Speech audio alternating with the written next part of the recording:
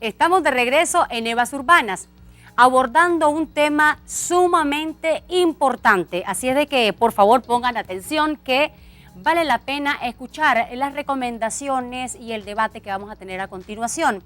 Tenemos con nosotros a la licenciada psicóloga Mayela Espinosa. También nos acompaña el joven Brian Harkin y la jurista doctora Jessica López. Lo dije bien. Bienvenido a Eva Urbana, ¿cómo están? Bien, contentísimo de estar acá. Claro. Estábamos viendo al inicio del programa una lamentable noticia de la muerte de un joven, el suicidio de un joven en Perú. Y bueno, 5 muertos ya han habido exclusivamente por suicidio y por esta situación del acoso escolar que previamente definimos. Pero para quedar aún más claros, me gustaría, psicóloga, que nos dijera cómo lo definiría usted. Normalmente el acoso escolar es una conducta agresiva, violenta, de intimidación, que trata de ejercer poder o dominio sobre otra persona con el objetivo de, digamos, como de someterla o de obtener algo de ella, ya sea sometimiento, sumisión o, en el caso de los niños en los colegios, es que te den dinero, que les den cosas que ellos no tienen. Bueno, eso era, digamos, dentro de la primaria, pues, pero sí es una conducta agresiva, intimidadora, violenta. Es estratégica, o sea, es sostenida. Correcto. Ahora, conversando, yo hice una encuesta en Facebook, o más bien una encuesta no, sino compartí en Facebook estas inquietudes del tema que iba a abordar y mucha gente me escribió en los Facebook que tenemos y le agradezco muchísimo por sus valiosas opiniones.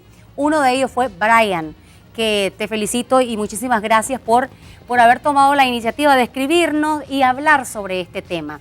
En tu caso, vos en algún momento dado fuiste víctima de esta situación. ¿Qué te indujo además a hacer una especie de estudio al respecto? Pues bueno, víctima, sí, en ese entonces yo no lo miraba así, yo lo miraba como que... en mi caso fue que yo siempre anduve ahí pintando, actuando, leyendo libros desde temprana edad. Y a la hora de educación física, llegaba la hora de escoger el equipo, escoger y vamos a ver quién juega fútbol, quién juega esto. Y era punto de, nadie me escogió. Entonces, al final no era como para que jugar, porque no me interesaba jugar. Era para sentirme en el grupo y estar ahí. Desde ahí yo sentí, no está bien esto. Me acuerdo que un día llegó a casa y mi mamá me dice, ¿pero qué te pasa? Y yo ya le conté la situación y me dice, pero mira, las cosas son así. Vos sos tremendamente especial y no porque los demás niños jueguen deporte. Tenés vos que jugar deporte. Si no te gusta, no te pueden obligar a jugar deporte. No tenés por qué sentirte diferente. Además, las personas diferentes son las que ahora valen más porque imprimen originalidad en cada cosa que hacen. Y ya con el tiempo fui desarrollando esas inquietudes de ver que las cosas no estaban bien, que algunas personas sufrían, casos extremos de no querer ir a la escuela. Porque, por ejemplo, para que la gente, digamos, este tema es un poco que se puede prestar a que haya confusiones al respecto. Por ejemplo, el caso de acoso escolar conlleva, o al bullying, conlleva a una serie de detalles que es, por ejemplo, cuando el niño puede ser rezagado. No necesariamente es que alguien te esté coscorroneando, te pegue o te agreda. El hecho de que te excluyan y que tengan un comportamiento diferencial con vos que con el resto, ese también es un acoso psicológico. Y eso fue de alguna manera también lo que te motivó a hacer una investigación. ¿Qué fue lo que te reveló de estar indagando entre otros compañeros sobre el tema de las burlas que se dan a veces entre los escolares? Fue ahora, actualmente. Vine y comencé, te dije que soy alguien súper observador. Entonces comencé a ver en cada sección, siempre había alguien calladito, alguien que lo excluían, alguien que era el centro de burlas de todos. Y al final, aunque la persona aunque yo no esté agrediendo a esa persona, contribuyo porque me quedo callado y no digo, mira, hombre, porque lo estás molestando. Según Entonces, tu percepción, Brian, porque digamos, vos estás, bueno, tenés 17 años, estás actualmente terminando tu último año de secundaria. El hecho, por ejemplo, que te quedes callado, como decís vos, pero ¿qué pasa? Vos que estás en ese entorno, si vengo yo y soy la bocona, la que reveló, ¿qué crees que suceda? ¿Qué has visto que suceda? Bueno, las personas actuamos tristemente con la masa. Si varios no se levantan, yo no voy a decir nada. ¿Por qué? Porque voy a quedar como la persona chismosa, como el pone quejas. Entonces, creo que eso es lo principal. Pero todos tenemos el libre albedrío de decir, esto no está bien, esta pobre persona está sufriendo, porque no hace falta que llore para darnos cuenta que está sufriendo. El silencio, cuando se apartan, cuando no quieren participar en las actividades, esas son cosas que nos damos cuenta, y nos damos cuenta todos porque tenemos ojos. Entonces, y ahí es donde cada quien debería, pues, poner, yo quiero estar en esa situación, ponerse en los zapatos y analizar, yo quiero estar en esa situación, ¿qué pasaría si yo estoy en esa situación? ¿Cómo me sentiría? ¿Qué me gustaría que hicieran por mí? Son preguntas totalmente claras, repetidas, sencillas, y las podemos responder desde nuestro propio criterio. Claro. Ahora, contamos con la presencia de la doctora, quien es jurista además, Jessica López. Me llamó la atención porque escribiste un artículo excelente en la prensa, en la página de opinión Voces de la Prensa, y era específicamente sobre el acoso escolar o bullying. ¿Qué te indujo a escribir este artículo? Bueno, en primer lugar, mi condición de madre, es decir, tengo 3 hijos, 2 universitarios y uno en primaria. Y segundo, mi experiencia personal con uno de mis hijos en el colegio. Básicamente él fue víctima de bullying. Gracias a Dios, realmente el colegio respondió de la mejor manera que se debe tratar el bullying, porque existe un reglamento interno de cómo tratar los actos de agresiones entre escolares. Entonces, primero hay una serie de conciliación entre los padres y se reúnen las dos partes. Primero, el director del colegio es el que hace la indagación primero, porque también puede ser, como usted dice, claro, que uno tienda a confundir a dónde hay límite, hasta dónde hay una jugadera normal de chavalo, claro, y otra es cuando pasamos esa línea a un acoso y cuando después del acoso escolar pasamos a delitos de mayor trascendencia legal. Entonces eso realmente es lo que me motivó, es decir, mi experiencia personal con un hijo mayor que fue víctima de bullying, pero también quisiera un poco también ponerme en los zapatos de la madre que en ese entonces era madre de un victimario. Del agresor. Del agresor, sí, ¿verdad? Y la historia de ese niño fue que ese niño a los 5 años perdió en un accidente a sus 2 padres.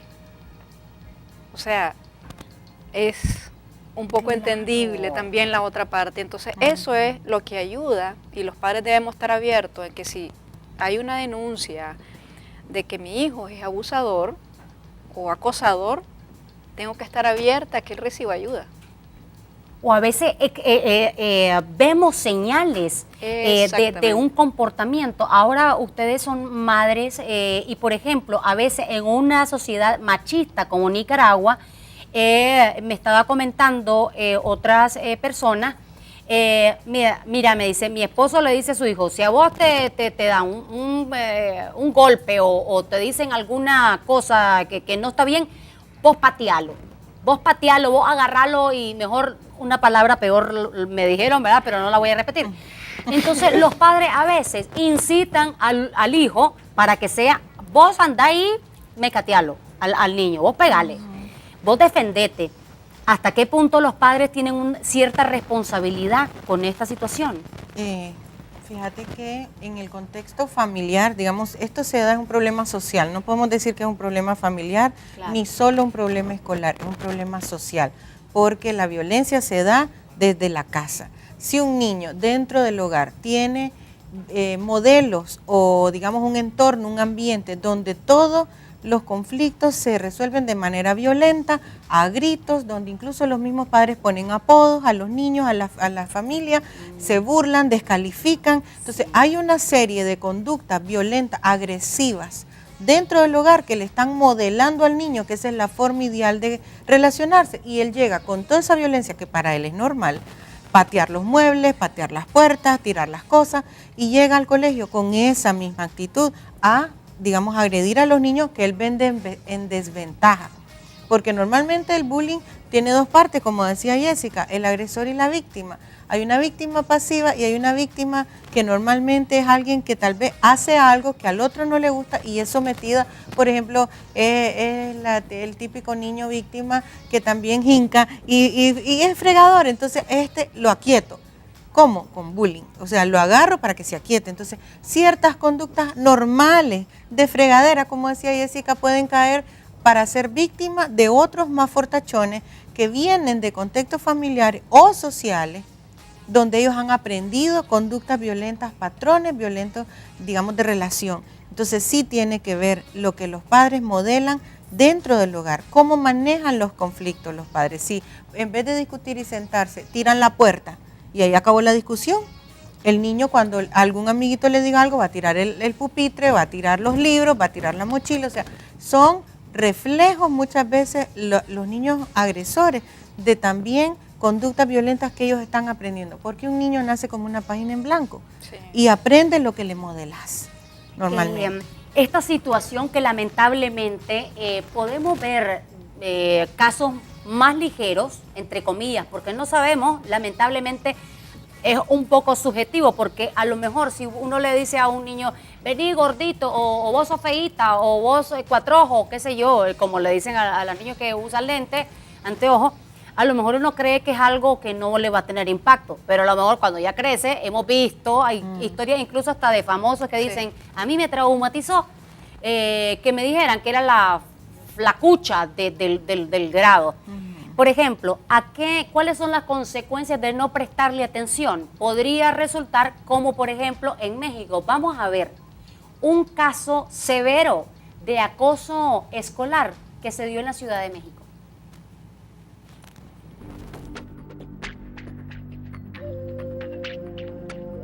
En esta aula ya no hay libros, solo sangre.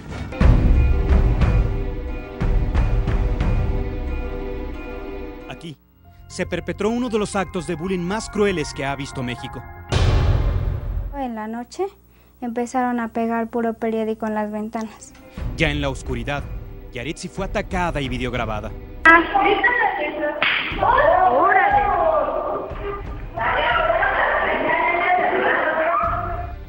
Y en eso ya se me fue encima y me empezó a pegar. Todo empeoró golpe tras golpe y la vida de Yaretsi cambió en un segundo. Daniela y María, las agresoras, continuaron golpeándola. Le abrieron de aquí hasta acá y luego de aquí baja la herida. Hasta que la sangre cubrió el piso y las paredes. Detuvieron la golpiza. Ni siquiera me di cuenta de cuándo dejó de pegarme ni nada. Como pude me paré. Yaretsi fue llevada de inmediato a la dirección. Ahí ocurrió lo inimaginable. Uno de los maestros dijo que tenía que hablarle a una ambulancia porque ella estaba sangrando demasiado. Y la subdirectora dijo que no, que esperara hasta que llegaran mis papás, que ellos eran los que tenían que hacerse cargo de mí. La violencia en las escuelas está aumentando. Durante 2010, en el centro del país, más de 190 adolescentes se suicidaron por ser víctimas de bullying. Pues a veces me deprimo mucho por eso, porque pues sí, realmente pienso que yo no valgo nada. A veces creemos que solamente se dan en hombres o en niños. Este tipo de agresiones se dan en niñas también, lamentablemente.